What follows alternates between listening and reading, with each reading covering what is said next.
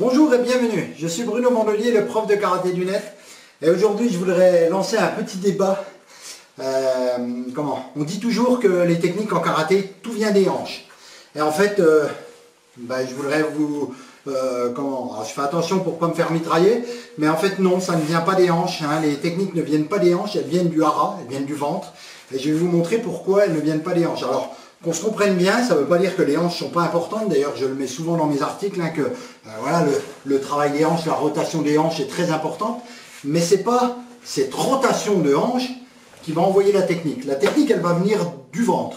La rotation de hanches, elle va permettre d'orienter l'énergie. Hein. Mais l'énergie, elle vient d'ici.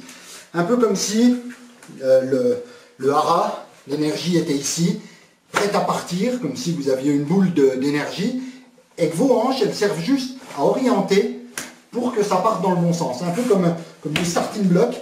Quand je pousse dans mes starting blocks, si les starting blocks ne sont pas là, eh bien j'ai beaucoup moins de force, mais ce n'est pas eux qui emmènent l'énergie quand même, hein. C'est mes jambes. Et bien là, c'est le ventre, c'est tous les muscles des abdos, le transverse, tout ça, qui travaillent pour envoyer l'énergie, mais l'énergie ne vient pas de la hanche. L'énergie ne vient pas de là. Ça va ne servir qu'à orienter les techniques dans le bon sens, voilà, à les envoyer où il faut, mais l'énergie, elle vient d'ici. Alors, on va faire une petite expérience. Vous allez vous asseoir, voilà. Vous asseoir au sol. Vos pieds sont libres, hein, ils sont posés, mais ils sont libres. Vous ne vous appuyez pas dessus, hein, vous n'en servez pas, vous êtes posé sur vos fesses, et vous allez faire des tsuki. Alors on prend, on y va. Voilà. On fait des tsuki. Essayez, hein, entraînez-vous, faites-le chez vous, faites l'expérience, parce qu'il faut le ressentir. Bon, des débutants vont avoir du mal à le ressentir, parce que des débutants, souvent, ont du mal justement à ressentir ce hara. Et cet exercice-là est pas mal pour ça, parce que les débutants, comme on leur dit toujours de tourner les hanches, ils ont tendance à pousser sur les jambes, à servir des hanches, et à ne pas ressentir le hara. Donc mettez-vous assis, et là vous devez sentir que, pourtant, vos hanches elles ne tournent pas, hein, je suis bloqué là, je suis assis sur mes fesses. Hein. Et malgré tout, j'ai de la force là. Bon, il est un peu haut, mais regardez, j'ai quand même de la force hein, quand je tape dans le bol. Bon, j'en ai moins que si j'étais sur mes jambes, que je pouvais pousser sur les jambes en plus. C'est un peu comme si là, j'ai plus mes starting blocks. Mais j'ai quand même de la force. La force, elle part d'ici, elle va dans mon bras. La force ne vient pas de ma rotation de hanche, mais elle vient d'ici. On peut le refaire. Alors, si vous n'arrivez pas des fois, en étant assis, à vous déconnecter les pieds, parce que des fois on a les pieds au sol et on pousse avec les pieds, du coup on a de la force, faites-le avec une chaise, comme ça là, vous mettez les pieds en l'air, et vous faites pareil.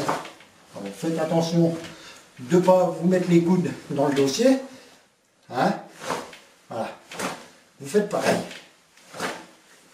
Et vous allez voir que de là, j'arrive quand même à avoir de l'énergie au bout des bras. Et pourtant, j'ai pas la hanche qui tourne. Ma hanche, elle est posée là. D'accord? J'ai pas les jambes qui poussent, j'ai pas les hanches qui poussent. Et pourtant, je développe de la force. Alors, je vais vous amener encore une autre preuve. Je vais vous faire une expérience et je vous donnerai la réponse dans une future vidéo.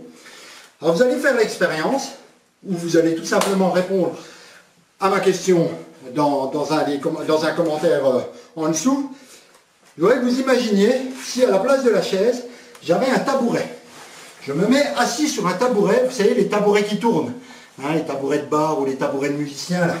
Vous avez un tabouret, vous êtes assis dessus, vous levez les jambes, et vous frappez. Parce que là, vous allez me dire, je sais ce qu'il y en a qui se disent, ouais, moi j'étais sur la chaise, j'ai bien senti quand même mes hanches qui bougent, mes hanches qui vibrent. Ok, les hanches vibrent. Alors, vous êtes sur votre tabouret, posé.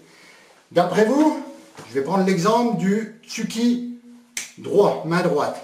Je fais shokutsuki main droite. Je suis sur mon tabouret, shokutsuki main droite. Donc j'ai ma hanche qui vibre, qui part là-bas. C'est ma hanche qui part là-bas. C'est elle qui envoie le coup, hein? On dit toujours ça, c'est la hanche qui envoie le coup. Moi je vous dis non, la hanche elle oriente le coup, l'énergie part d'ici. Si, quand ma hanche part là-bas, quand je frappe, Est-ce que le tabouret va tourner dans ce sens-là? Est-ce que je vais finir comme ça? Ou est-ce que je vais finir comme ça? Imaginez, je suis assis sur un tabouret. Alors est-ce que je tourne dans le sens de mon coup de poing, dans le sens de ma hanche, je pousse là-bas, ou est-ce que je tourne dans l'autre sens? Écoutez, je vous laisse répondre dans les commentaires en dessous. Si vous avez un tabouret, faites l'expérience chez vous, et puis je vous donne la réponse dans une future vidéo. Je vous dis à très bientôt sur karaté-blog.net, le karaté clair et net, et sur karaté3g.com. Bye bye, au revoir.